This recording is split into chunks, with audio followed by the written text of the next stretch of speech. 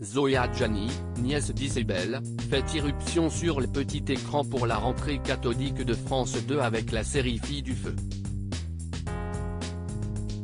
Elle est la fille du frère de la star du cinéma, Eric Adjani. Un homme disparu brutalement et dont l'actrice iconique avait parlé avec des mots bouleversants. Au casting de la série événement de la rentrée sur France 2, Filles du Feu, Zoé Adjani promet d'inscrire son prénom dans la liste des comédiennes les plus prometteuses de ces dernières années. Remarquée dans Cerise puis Cigare au miel, la jeune femme de 24 ans est cette fois sur le petit écran et plongée dans le XVIIe siècle et le Pays Basque, aux prises de chasse aux sorcières. Les regards se posent sur son talent, mais son nom est indissociable d'une autre, Isabelle, qui n'est autre que sa tante. Elle est en effet la sœur de son père Eric, photographe disparu tragiquement en 2010.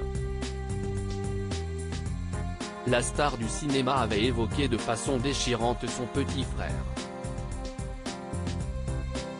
Dans les pages du magazine Vogue en 2014, Isabelle Adjani s'était penchée sur son cadet de 2 ans, décédé dans la nuit du 25 au 26 décembre 2010 d'un arrêt cardiaque à seulement 53 ans. Il n'était pas si jeune quand il est mort, mais il a toujours été une sorte d'homme-enfant pour moi. Je ne sais pas comment il a fait pour vivre ainsi durant des années. Il était un homme absolument charmant, irrésistible. Beau comme un ange. Abîmé. Personne ne pouvait lui résister.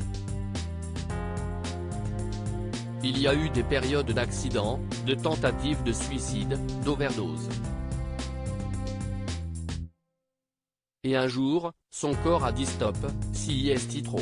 Un frère qui a passé son temps dans les méandres de la nuit, j'avais toujours peur que quelque chose lui arrive. Et manifestement, des choses lui sont arrivées. Il est tombé dans le tourbillon de la nuit et ses addictions, l'alcool, la drogue, une forme de folie.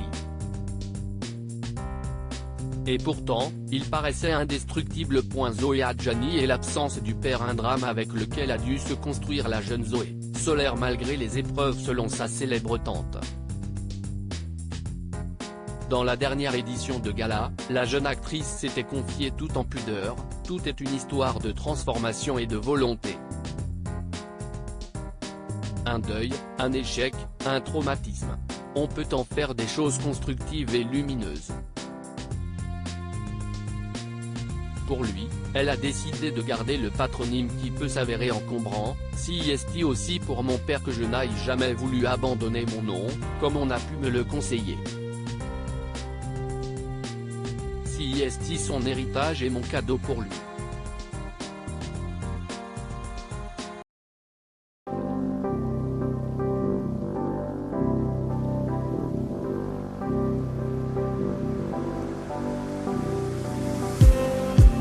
Just need